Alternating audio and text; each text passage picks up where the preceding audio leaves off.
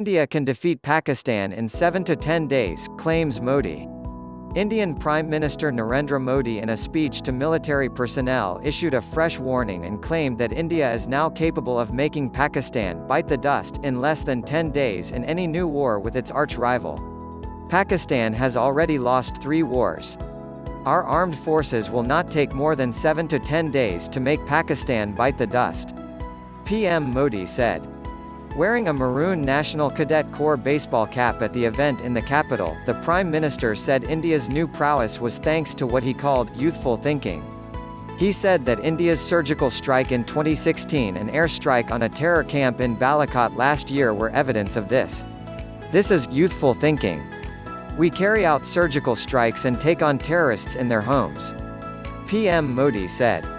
India and Pakistan have fought 3 wars, in 1947, 1965 and 1971, as well as in 1999 during the so-called Kargil conflict.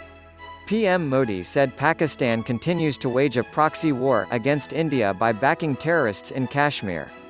Tensions between India and Pakistan are running high since last year when India blamed Pakistan for Pulwama attack which killed more than 40 Indian troops. For political gains, Modi government politicized the incident and Indian Air Force carried out a failed airstrike in Balakot, which destroyed nothing but few trees. International media also exposed Modi Sarkar's lies of heavy casualties in Balakot airstrike.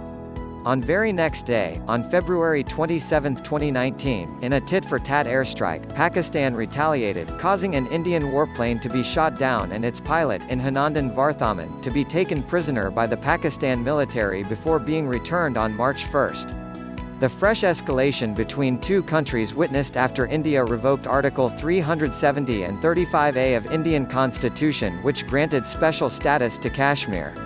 Pakistan officially suspended diplomatic, trade and all types of ties with India.